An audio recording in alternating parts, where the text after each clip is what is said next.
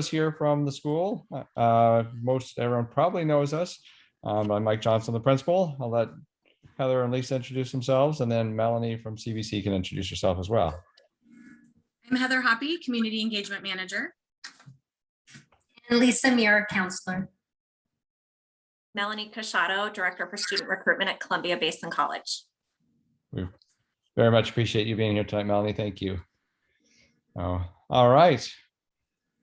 We'll go ahead and get started here. We just as a note, we will have all of these slides available on our website. I'll show you in a little bit where that is on our website, as well as a recording of tonight's presentation, so that if you want to go back and see it again because you loved it so much, or if there's something that you missed, that'll all be available to you on our website in the next day or so. So tonight, just a few things. We've got our financial aid information. Melanie is going to be sharing that with us from CBC. We will talk a little bit about senior year courses and college courses. We'll go over just briefly the graduation checklist information, talk about transcripts and letters of recommendation, internships, grad party, and senior photos, all that kind of stuff. So got a few things on the agenda. We'll try and make it as quick as we can to get through everything, and then take some questions at the end. So with that, Heather, we'll hand it over to Melanie. All right, thank you so much for having me. My role at CBC has very little to do with me being here tonight. I'm the Director of Student Recruitment. I love CBC. I'll talk about some examples from CBC, but tonight the important aspect is really making sure that students and families know about the financial aid process. Why do we want you to know about the financial aid process? Because paying for college is an important piece of that next step planning. Next slide, please. We want to get to the goal of this picture of seeing happy faces on college campuses. So students and families, the goal is getting college paid for in a least stressful way. Next slide, please. So when we talk about paying for college, really, this is a big part of our decision-making process. Students, if you're not already, you should be researching the different colleges and universities you're thinking about attending. With that comes looking at the price point. So in the state of Washington, the average cost for a private university can be anywhere between $40,000 and $60,000. Public universities, anywhere between $20,000 and $25,000. And community colleges really are probably your most affordable option at $10,000 to $15,000 if you're looking at the full cost. At CBC, our cost of attendance for the year for tuition and fees is around $5,200. So with that, you can kind of get an idea of what programs you're interested in, what the price point is, and kind of narrow down your college search. Next slide, please. All right, when we talk about financial aid, it's kind of an all-encompassing term. It's an application that helps you apply for the money you're going to be receiving. There are two different applications. Students, families, you will only fill out one of these. So historically, the only financial aid application was the FAFSA, the free application for federal student aid. It is restricted to individuals that are US citizens. So the state of Washington came in and said, you know, we have a population of students that are non-citizens, not eligible for the FAFSA. We don't want to prohibit them from continuing their education. So we've created funding for non-citizens to be able to apply for state financial aid. The big difference between the two is that federal financial aid can be used throughout the nation.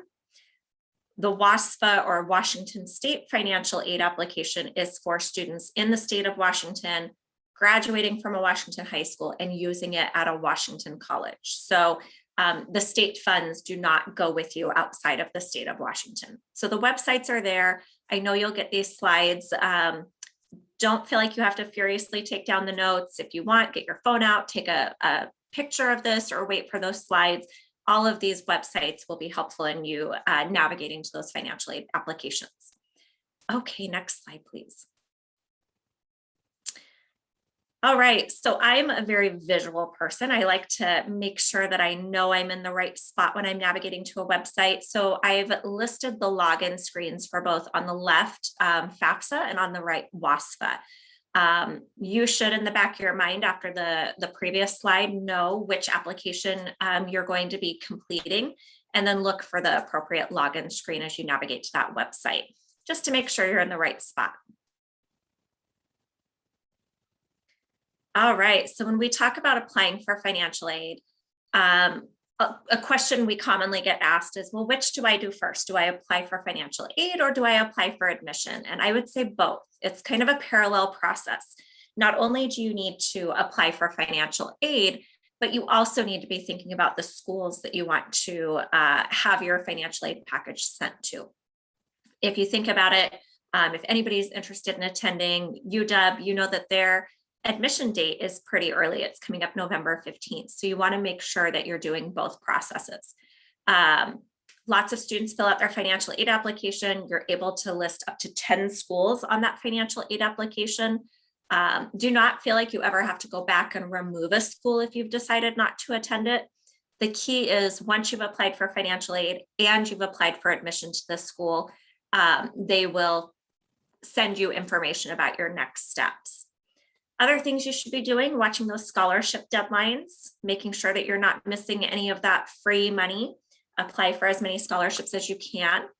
Also, I think remote learning has really improved this over the last couple of years, but making sure you're checking that email. The email address you list on your financial aid application will be the email address that all of your financial aid materials come to you. So we also encourage students to make sure that you have an appropriate email address. If you're applying for scholarships and sending official documents to it, you want to make sure that it's something kind of business appropriate. I also like to include the last bullet to talk about college planning as a family.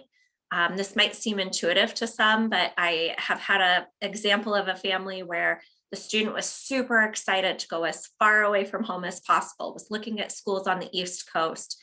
And when I talked to the mom separately, she's like, oh, I'm so glad my baby girl is staying close to home. And I thought, oh, this is really awkward. They need to have a conversation. So I do think it's important have that family dialogue about what the expectations are, about where you're planning to go to college, who's paying for what, are you getting a job, are you taking a vehicle, or are you using public transportation when you get there? So there's a lot of conversations to be had. Okay, if you have not started, you can prepare for your financial aid application. There's a list of documents that you would want to gather and collect. Seniors, you are graduating in 2022. You will be freshmen in college for the 2022-23 academic year. That means that is the financial aid application you will be completing. I want to emphasize this because right now there are 2 financial aid applications available. The 21-22 application for students still starting their college this year, and the 22-23 for those of you that are getting ready to fill out your application and be proactive for the year to come. We want to make sure you're filling out the 22-23 applications, that you are already, your application is submitted and your materials are in place when the academic year begins. So list of documents to collect. We use 2 years prior for the tax information. So you'll be collecting students, your and your parents, federal tax information from 2020, copies of your W-2s. Students, if you worked in 2020 but did not get a W-2, you would not necessarily list that income on your financial aid application. They really want to see income that you receive a W-2 for and have kind of documentation for. So if you babysit for the person down the street, they pay you in cash, you don't get a W-2, you don't have to worry about claiming that income information.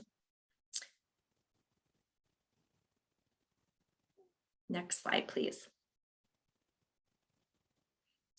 Okay, so the next step, you've gathered your information. Students and parents, you will both want to create what's called an FSA ID.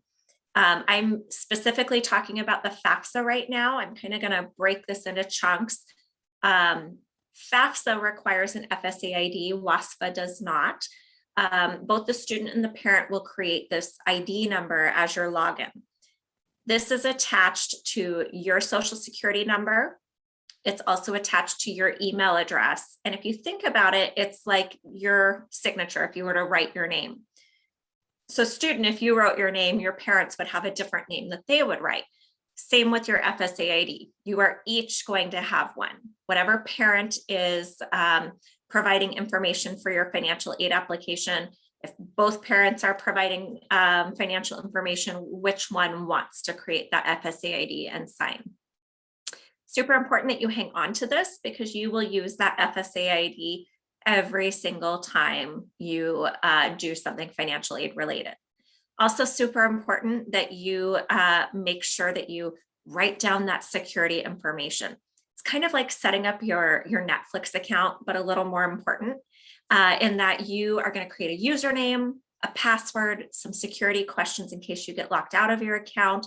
They're going to send you an email or a text message to verify that you put the 6-digit code back in to verify that you are who you say that you are. And then it gives you access to that financial aid account. When you create this, that is a great place to start your FAFSA. Start with your FSA ID, use that to log in as you begin creating your FAFSA. Next slide, please. So this is what it looks like when you go to log in. Students, you'll see on the left, I'm the student. I want to access the FAFSA form. You'll then log in or create. I, again, recommend that you create your FSA ID before you start your FAFSA. Then you can just log in, enter your FSA ID and password like on the right, and go ahead and click log in.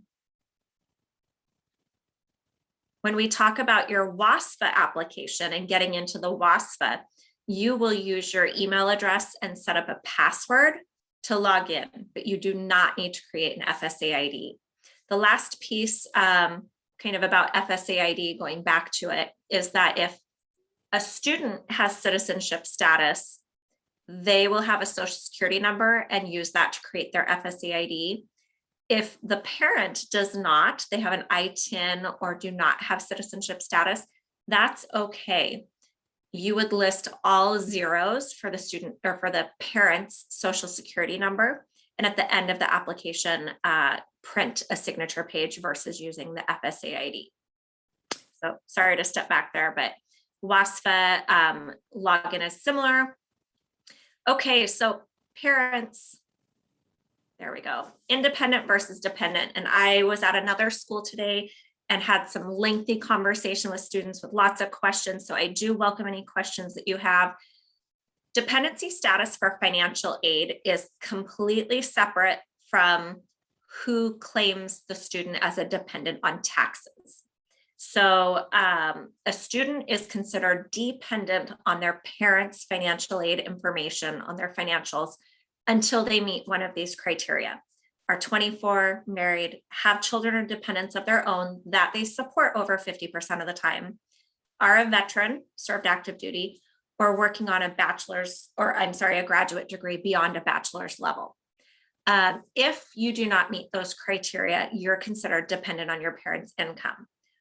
What parent is, again, regardless of whether they claimed you on taxes. So if we look at the next slide. So when we talk about who my parent is, we have a lot of unique family situations. So if mom and dad are married or living together as married, you would provide your household information for mom and dad. If mom and dad are separated, divorced, living in separate homes, you would put the home of the family member that you reside with 51% of the time. So there's kind of a little diagram here. Believe it or not, we get a lot of questions about this. So if you're unsure of your which parent, which household income to claim on your financial aid application, love to chat with you about it. We can do so privately if you have those questions. We also want to emphasize that it is specifically asking for parent information. The financial aid application, FAFSA or WASFA, will not ask for financial information from somebody other than your parent. So students, if you are in a guardianship situation, Grandma, you live with grandma or grandpa, maybe an aunt or uncle is raising you because of extenuating circumstances, you would not list their financial information on your financial aid application. You would be able to walk through some of those dependency status questions, and we can have a more detailed conversation about that. But it specifically wants parent information of the household that you reside in the majority of the time. Okay, well, the financial aid forms are pretty specific about what box on your taxes they want a number from. We know over the last 2 years, life has been a little messy. We've had a lot going on. Many of the families in our community have had impacts to their financial situation based on COVID.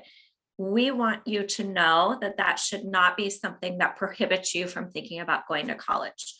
Every college has the ability to do a special circumstance petition. We take the information that you input on your financial aid application, very specific from those boxes on your tax forms, and then we would ask for additional documentation. What's changed? If your income has reduced, there's been an unemployment situation, job loss situation, change in employment, we would request documentation to show that and then manually override the federal government. I say this because I know that we've had a lot of impact in our community. We want you to reach out and ask. The first rule of thumb with financial aid is you don't know what you're eligible for if you don't file. The second is there are so many scholarships and other programs that require that you just complete it. Not that there's a specific output, but that you complete the financial aid application to be eligible for, that we want to make sure that you know it's important to fill it out.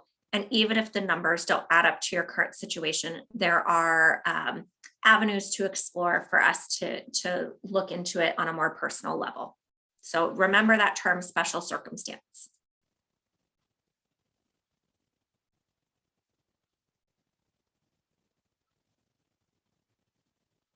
Oh, there we go.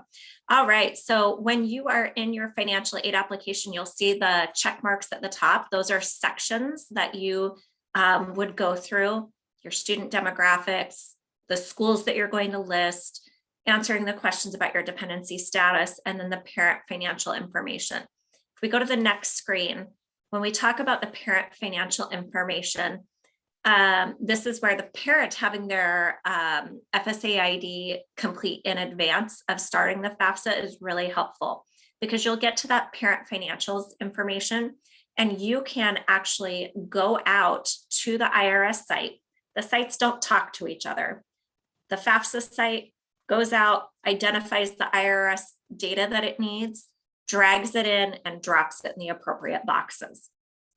This is awesome because it means that you can't accidentally make a mistake.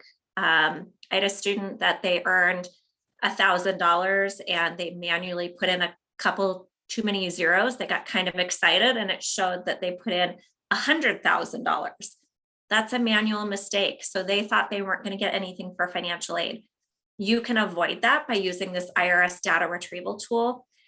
It shows that the appropriate information got in the appropriate boxes. We as a school then also know that everything is accurate. And in the long run, if you get selected for verification by the school, it will save you time and headaches. So I strongly encourage parents specifically, but students, if you filed taxes in 2020, to use that IRS data retrieval tool. It will use your social security number. It'll ask your tax filing status from 2020, and it'll ask you to verify your address. So if you've moved from 2020 to current, you might get out that document and see what your address was at the time of filing. Okay, so after you've input all of that information, the WASFA asks for the same financial information as the FAFSA. You're to the end of the application. The FAFSA then will ask for both the student and the parent to use their FSA ID to electronically sign. Again, if parent doesn't have a social, you wouldn't create the FSA ID, you would do a paper signature page. WASFA is a little bit different for the signature part. It will actually generate from the student's portal, it will generate a link that will go to the parent's email.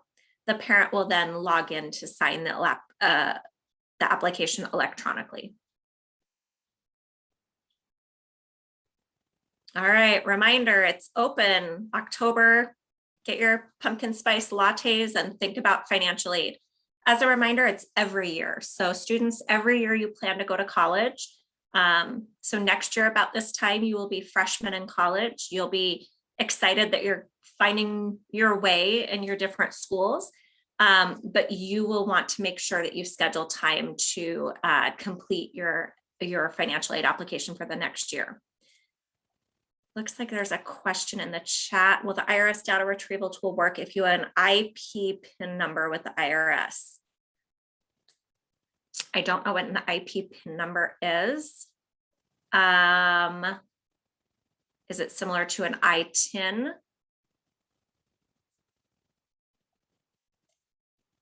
I'll watch for that. We can always sidebar on that as well.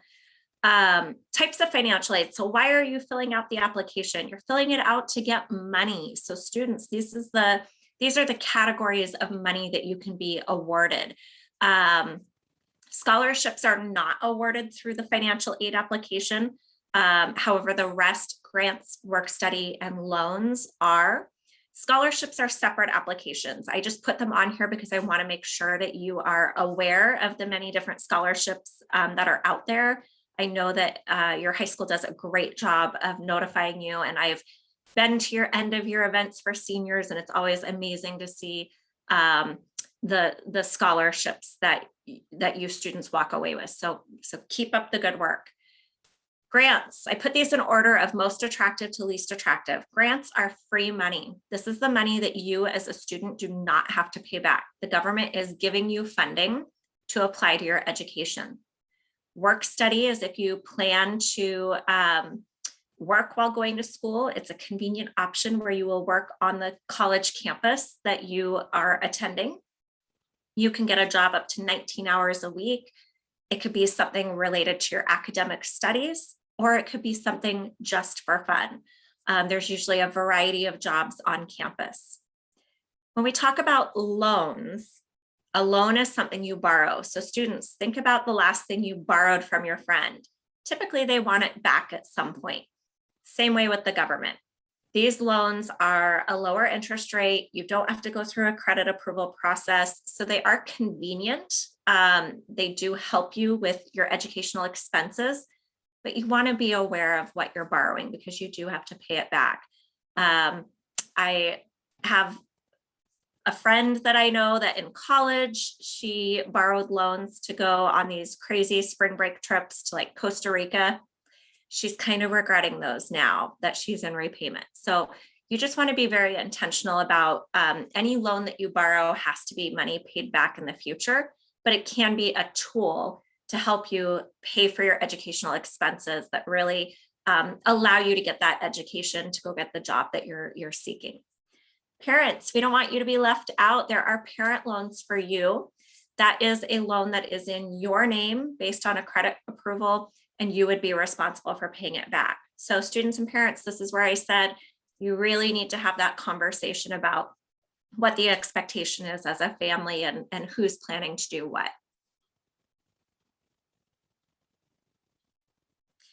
All right, so some of you may be looking to go out of state. While CBC does not participate in the WUI, I wanted to make sure and mention it. Western Undergraduate Exchange. So there are 15 states in the western part of the US, it's kind of half of our country, it seems, where they have 160 plus colleges or universities that have opted into this program. When you look to go out of state, sometimes the expenses can be 2 or 3 times what an in-state student pays for their tuition and fees. So the WUI steps in, you apply through the schools that you're looking for. So it's not through the FAFSA application.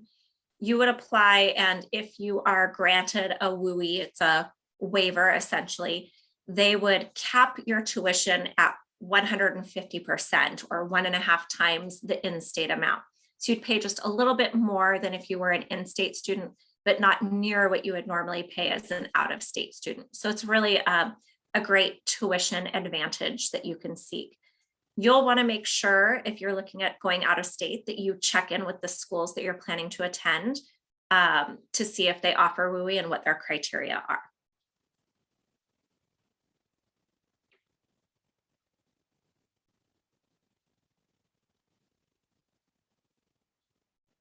All right, so this is a little bit of a hurry up and wait game. You apply for financial aid. We strongly encourage you to get it done in the month of October.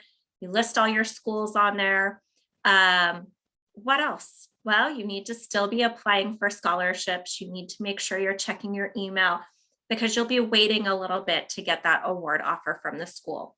You submit your FAFSA, it goes to the federal government. It's kind of held there until the schools start pulling it into their systems, which typically starts in like January, February. So you'll have a little bit of time. During that time, it's a good idea to be doing some of your other college processes, making sure those scholarships are getting filled out.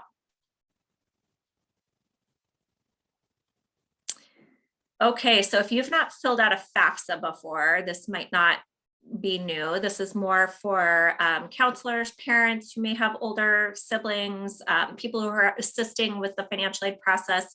Males had been required to apply for selective service to receive financial aid, federal financial aid. That requirement is no longer required. However, the question for this year is still on the FAFSA. So answer it, but it shouldn't prohibit you from getting financial aid. The other kind of newsworthy thing is the federal Pell Grant, which is the largest grant, is $6,495 this next year. So pretty amazing grant fund. Students, when you were in middle school, you identified as a college-bound student, that would be another grant. You are accessing that grant when you apply for financial aid, the FAFSA or the WASFA. So that's how you get those funds. In addition to that, there's a Washington State Need Grant if you continue your education in Washington. And then there are additional grants at the institutional level, meaning a college could give you additional grant funding. So it just really starts to stack up. If you look at that $6,495, I mentioned at the beginning of the presentation that tuition and fees at CBC is about $5,200. So a student with a maximum amount of federal Pell Grant would fully cover their tuition and fees at Columbia Basin College and provide them a little bit of money for books and educational expenses. Okay, I can't say this enough. I have seen Delta High do a great job with achieving scholarships for many different accolades. So I just want to remind you that you do not have to be a top of your class. You do not have to be a 4.0 student. There are so many scholarships out there. Make sure that you're applying for everyone that comes up.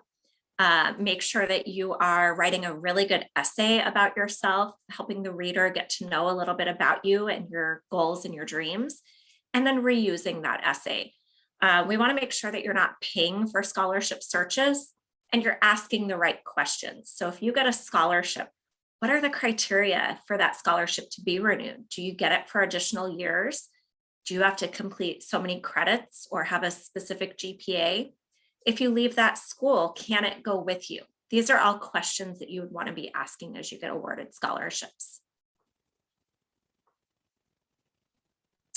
Short list of some scholarship resources. I know that Delta will provide you probably with a more comprehensive list than this, but make sure you're checking them out. The other thing that I tell students is go out to your favorite companies. On their website in the search bar, type in scholarship. I bet every major company has some form of a scholarship opportunity. So just be prepared to make it like a part-time job applying for all those scholarships. All right, if this is kind of a daunting task and you would like a little bit of help, CVC is offering some financial aid filing events. We'll have one in person October 14th on the CVC campus. We'll also have a virtual event on October 19th. So registration is required for both events. Encourage you to go check them out. if we go to the next slide, you'll be able to see our events calendar. And the top right-hand corner, there's the orange link box. When you click that, there will be a calendar and you can see all the events that are going on at CBC. Again, I want to put out there, this is not restricted to individuals who are looking at attending CBC. This is to help you make sure that you are getting good information, getting that financial aid application completed so that you can go on to that next step of higher education. Students, you know, I was kind of joking earlier today with another class, but we're relying on you for our future society. So I consider this an investment of my time and energy to make sure that you get great financial aid, great education, so that you can make sure that our world keeps turning. So looking forward to having you at events as you would like to seek help. All right, so I'm going to say thank you. There is one more slide. This has my contact information. If you would like information on CBC, you can email me. I think there's a QR code, maybe. Yep, there we go. So if you would like information on CBC, feel free to get your phone out, take a picture, scan the QR code, submit your information, and we'll be happy to follow up with you. When I mentioned events earlier, we do have a great event coming up in October for anyone interested in agriculture education. We'll be hosting an event on our campus, co-hosted with WSU and the USDA. So free event, great opportunity to learn more about agriculture and get your hands dirty with some great researchers. So I think there is time for questions, or we can hold those to the end. I'll defer to you, Heather. I think we have time if anybody has any questions specifically for CBC, and then also know that if you have a personal question or something that you don't want to ask for the group, at the very end, we will open some breakout rooms. And so you can ask questions one-on-one with Melanie or Ms. Muir, Mr. Johnson, or myself. So.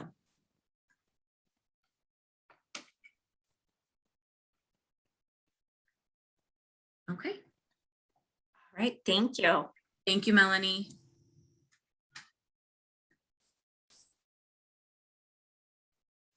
Mr. Johnson, are you ready? I am. Although it's Mrs. Muir first.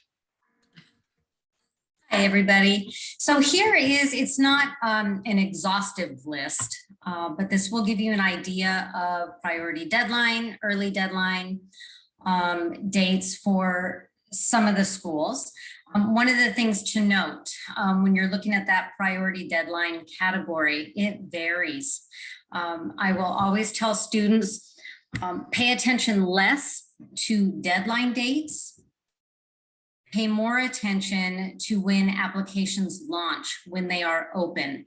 There's an old saying, early bird gets the worm, right? And so when applications open up, apply as soon as you can. All of the schools will have in-house scholarship money. And most schools do look at applications as they roll in.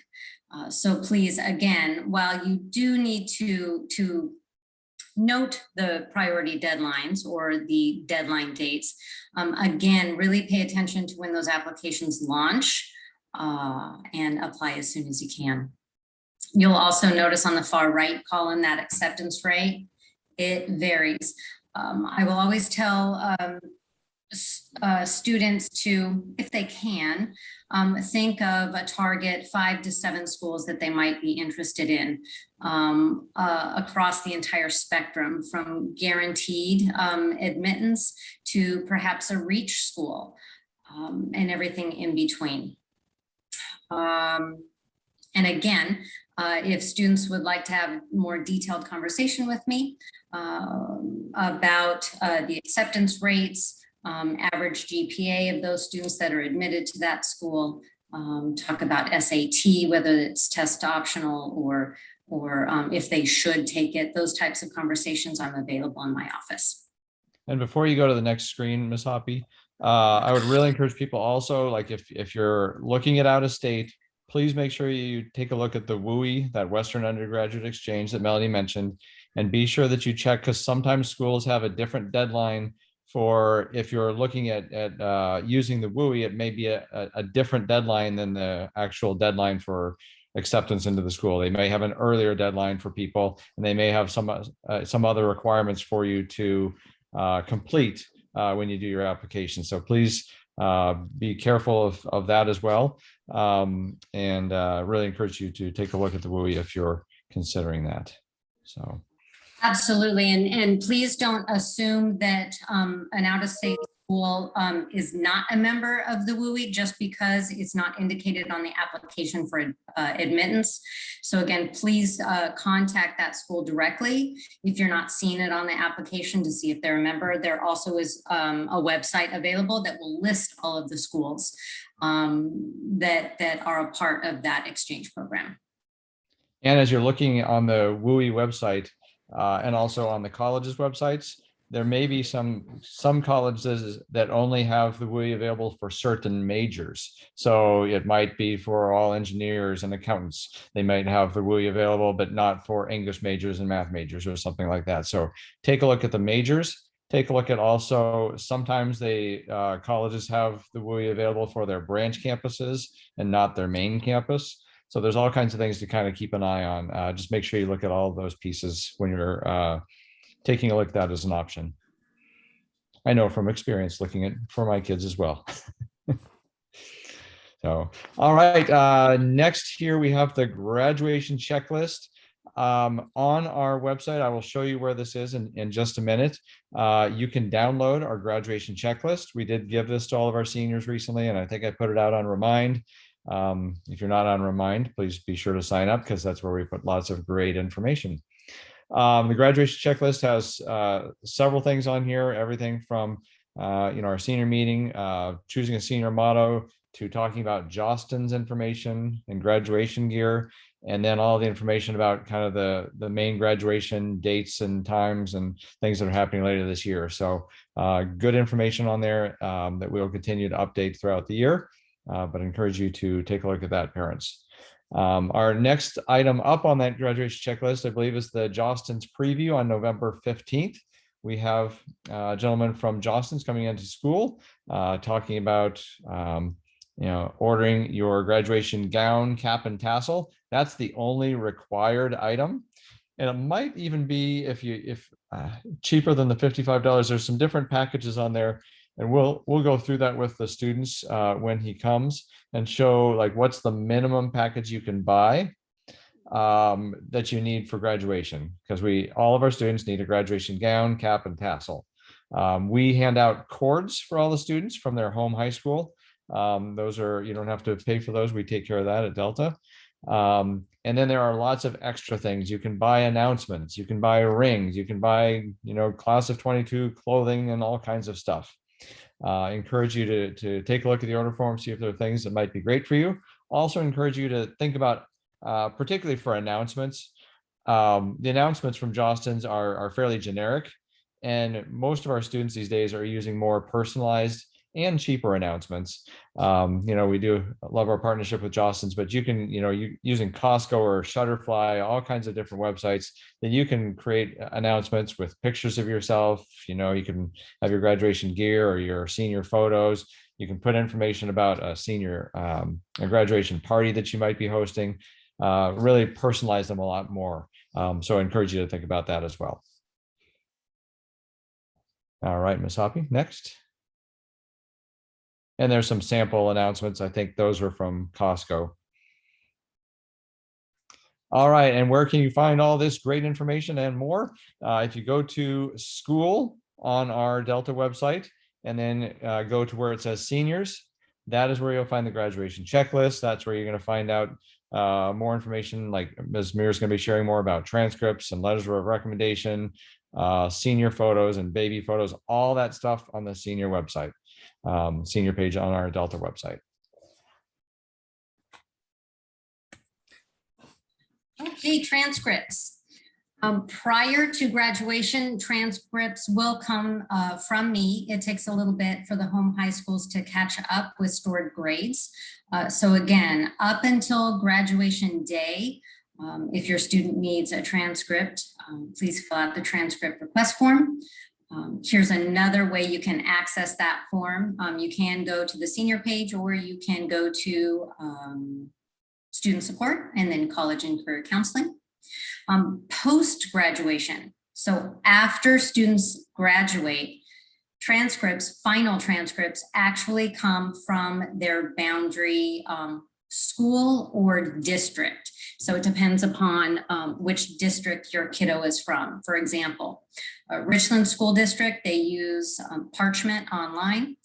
Students can access that site via their home high school, or RSD has the site listed on their district webpage as well. If you are a Kennewick student, you'll actually request those final transcripts from Kennewick School District office. They have a link online, or you can visit district office itself. Pasco kiddos actually access their final transcripts from their home boundary high school, so either Pasco High or Chiawana. Please pay attention to whether or not schools will need official or unofficial transcripts. Each college or university is a little bit different on transcripts when they want to see them even.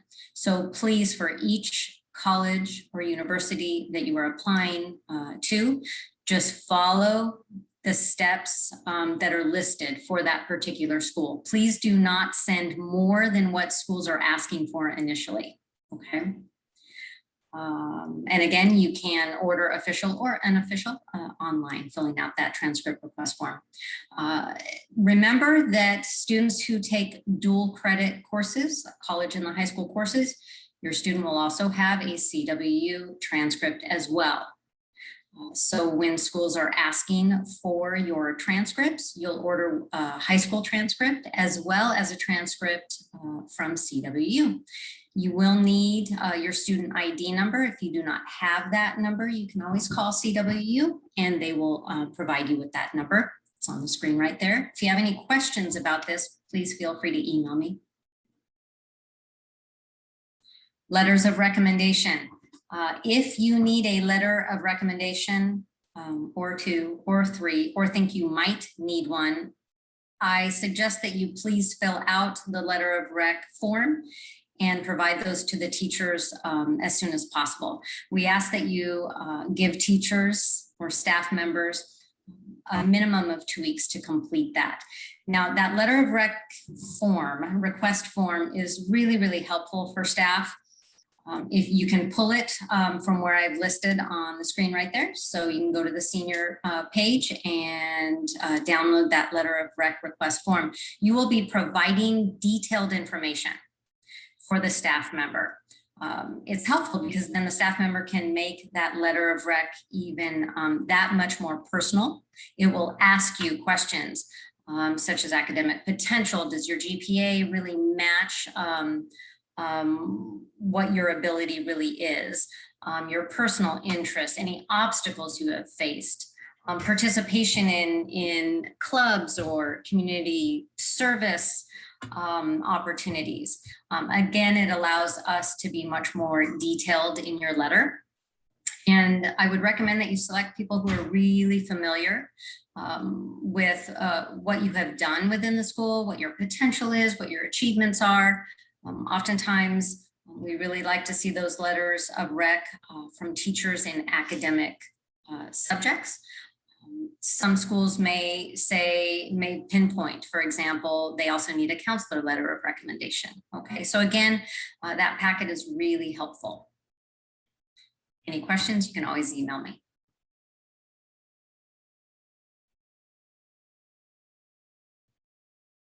Mr. Johnson, were you going to take this one? Yes. Yep. Just unmuting myself there.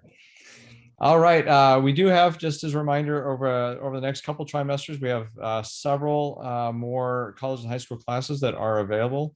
Quite a few math courses that are available, as well as 3 different English courses, English 105 and 102. Or if you did not take the English 101 as a junior, you can also take that as a senior second trimester. We have Physics 112 if you're already in Physics 111.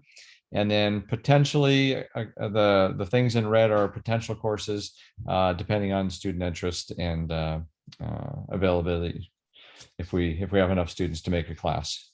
So if you want to hit the button to get the top there. Just as a reminder, this happened a couple of years ago. Now I think this is the second or third year, but all college and high school classes are 1 full credit for each trimester. So if you take Math 153 next trimester, you get 1 full high school credit for that class instead of a half credit like you do for most high school classes. And that actually occurs even if you don't register for the class for college credit. You still get the full 1.0 credit because you're enrolled in a class where students are getting college credit for. It's $175 for each 5 credit course, $35 per credit, which is an incredible rate. It's usually $200 something, I think, per credit if you're actually to take those courses at Central. For Richland, families pay. What happens is the Central sends the bill to Richland School District. They put a fine in the system, and then Richland students and families just have to pay for that fine that's in the system, same as if they had a lost library book.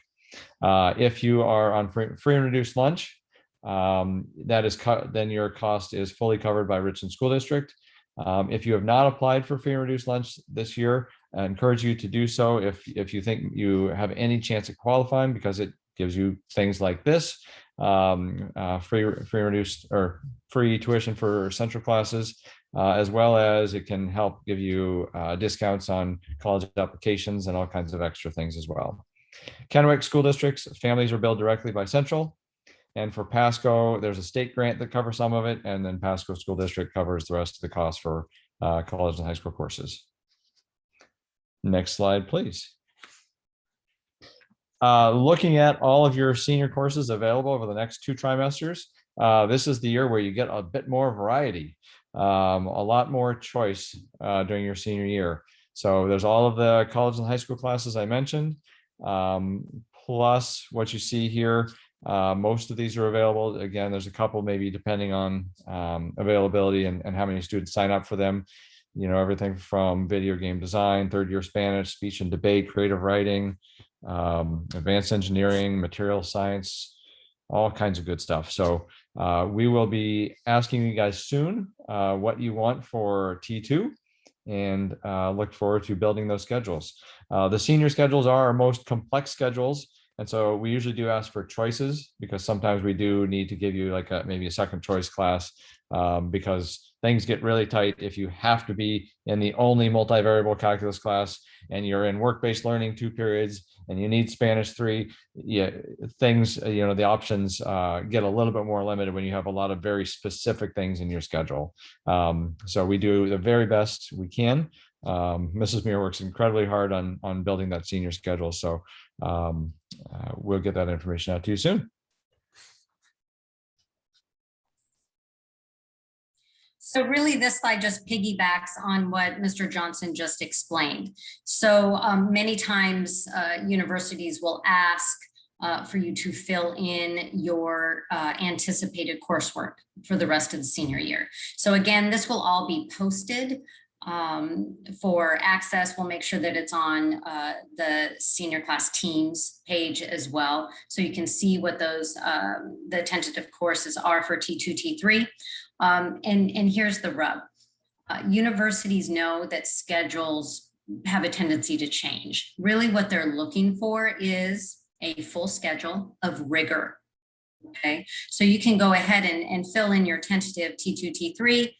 For most students, and again, there are some exceptions to this, most students will continue with their English class, their math class. Okay? If they're in work-based learning, either single block or double block. If you are in a double block internship, list WBL twice, please. And then again, you can look at the remaining electives. If you're continuing on with Spanish, there you go. And so they fill up pretty quickly. So again, based on our school size, options narrow tremendously based on what classes you need to take, as Mr. Johnson stated before. But if you have questions about it or want to run it by me, by all means, either swing by my office or send me an email. All right, and I did send this out recently. Hopefully everyone received this information. We do have state testing coming up. It's been a while since we've been able to say that. And our current seniors have not had any of that state testing in high school. As a reminder, there are graduation pathways that must be completed to be able to graduate from any high school in Washington State. The easiest, kind of the quickest pathway to go is to pass both the math and ELA SBA tests. So on the 19th and 20th of this month, our seniors, along with our juniors, will be taking the high school SBA math and ELA exams. They are very much shortened from what they were previously. They used to be 2 exams for math, 2 for language arts, both fairly extensive. They are now approximating the time for the 1 math exam at 60 minutes, the 1 language arts exam at about 75 minutes. They are not timed, so you do have extra time if you need additional time.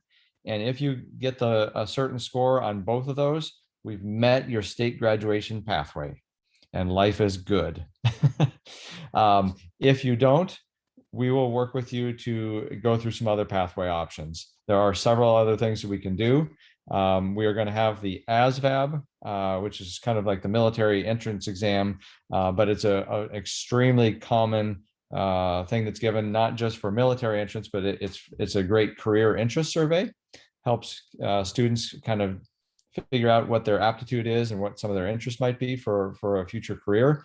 As well, the state will allow if you get a certain qualifying score on the ASVAB, it can take over and meet that graduation pathway requirement. Same with SAT and some other exams as well.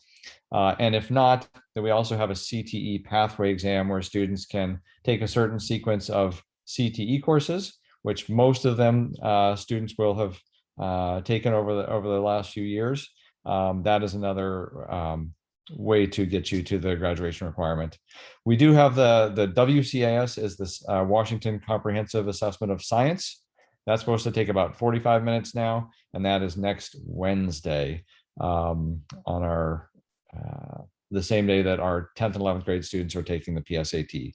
So that one is not a graduation requirement, but it will still be helpful for us to gather information about how our students are doing in science and kind of give us a baseline moving forward in terms of looking at year to year how our school is progressing. So should be fairly quick and painless this year. Ms. Troxel, I think I saw you out there.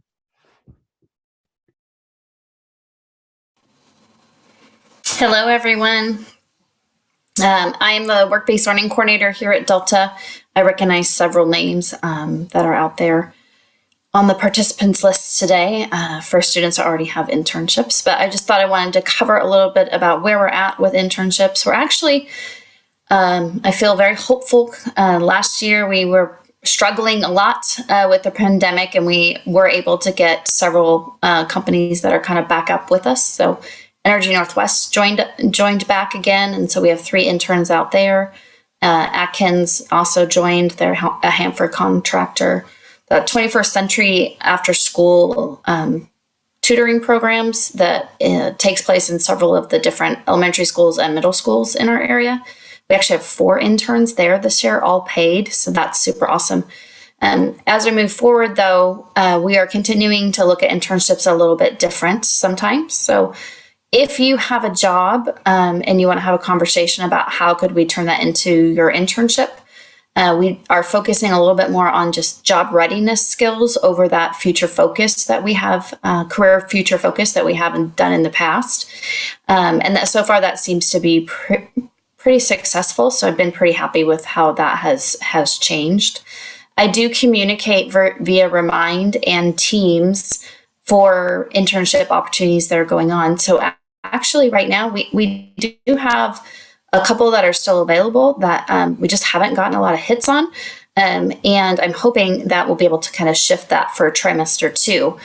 So they are the Boys and Girls Club. And I think maybe one of the deterrents is that those ones are unpaid. However, if you are a family that can support that, it is really a great place to work, to really get some of that workplace skills. A lot of times seniors here at Delta have never worked before they have done an internship, and it can be a heavy lift sometimes for what it looks like to have your first job. And this is a really great place because they're going to get some good mentorship from some of the Boys and Girls Club supervisors and club managers. So that's still available. And then one I'm pretty excited about, and I'm hoping that we will have that filled for trimester 2, because they actually have 1 or 2 programs, is Windsong Memory Care is a local, sorry, I lost the word, residential care facility for people who are dealing with dementia and Alzheimer's. And they are, there's definitely a shortage in healthcare right now for positions like that. So they will host 1 or 2 interns. You have to be 18 is the one little piece. But as we get further into the year, we get more students who turn 18. And so what that's going to look like is actually getting to get certified as a home healthcare nurse. They will pay for that certification for you, and you will start out at $15.50 an hour. And then this summer, you will be able to sit and do the 1-week-long CNA course, which is a great opportunity. And then you would move to $16.50 an hour. And they are looking for people who maybe are staying in the area and want to continue working there while they're working on their nursing degree, like their RN degree. So I'm hoping that those 2 positions will start to get looked at. So, and then this is the time of year where students start, wanting a little less on their academic load. And I'm always happy to provide that in an internship, because there's still so much learning that goes on with having a job and having that connection with your internship. So make sure that your students that you're continuing to reach out to me. Please be checking the WBL internship postings in the class of 2022 page and remind. And then I do sometimes send them out via email to you guys. So all important job skills to be checking those resources. Thank you, Julie. I am trying to get, my PowerPoint has frozen here. So 1 second, guys. There we go.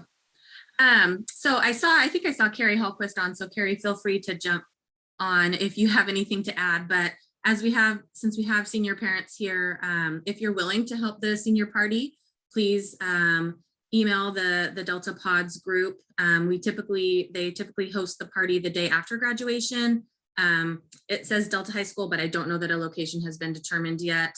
But lots of help will be needed to pull off the big senior party and to make it a success for our students. So if you have any interest in helping with that, please contact Pods. Carrie, did you have anything else to say about that? Yeah, actually, so we're gonna try to send out a questionnaire to the seniors to give us some feedback as to what type of party they're interested in, and what they're interested in will affect where we may want to have it, and how much we would charge for tickets and that sort of thing. So it has been held at Delta in the past. Last year we were unable to hold it at Delta. It was held off campus at a facility that was donated by a friend of a relative of a Delta grad. So part of the issue with another facility is those rental costs, or how that gets paid for. But we would certainly entertain anything that you might propose, and we would love to have people help and it doesn't have to be a lot of work. There's lots of small jobs and their day of things, and there's, you know, we'll have another senior party meeting probably inside the next month or so. But I'd like to get back those surveys before we meet again, so we sort of have some information from the seniors. So have your seniors look for those and fill them out. And we're really excited for this year. So Perfect. Thank you, Carrie. Thank you. So again, this is just information about pods, which hopefully as senior parents, you have the information for pods, but they did just have a meeting. I think it was just this week. So their next one will be in November. So there's other ways to get involved as well, besides just the senior party, but that is probably the most pressing in terms of for senior parents right now. And then really quick, if you haven't seen school photos for the yearbook, senior photos are going to be due January 28th. So please email a high resolution photo to Mrs. C. If you don't turn in a senior photo, we use your senior year school photo as the default. So just know that those are the photos that we'll use if we don't get a senior photo turned in. And we do have a lot of students who use photography or who have a photography hobby. So if you need help with getting your senior photo taken, just come and see us or talk to Mrs. C, because in the past we've done in-house senior photos. So that's something that we can maybe try to do. Baby photo and senior quote are all due the same day as the yearbook photo, which is January 28th. So make sure you keep that date in mind, and all of that can be emailed to Mrs. C, and her email is up here on the screen. So with that, I'm going to stop sharing my screen and ask if there's any questions for the group, or if there's questions that you would like to be individual and placed in a breakout room, we can do that as well.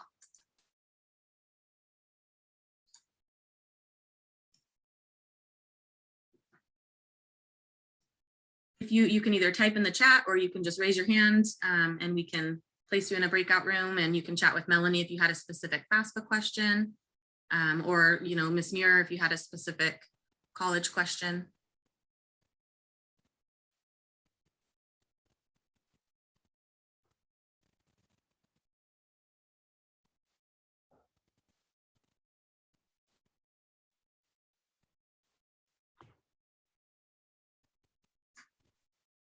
Well, Melanie, you must have just done a fantastic job of covering everything. There's no questions. Well, I'm happy to have my contact information on the slide. So if there are any follow-up questions as you families are tackling your financial aid application, feel free to reach out and answer any of those that come up. Thank you, Melanie. Mr. Johnson, anything else before we wrap up? I don't think so. Okay. Yeah. We'll post this full presentation, and we'll post the slides all on our website as well. So you can always refer back to both of those. They'll be on the senior page on the website. Thank you, everyone. Have a great night. Thank you. Thank you. Have a good night.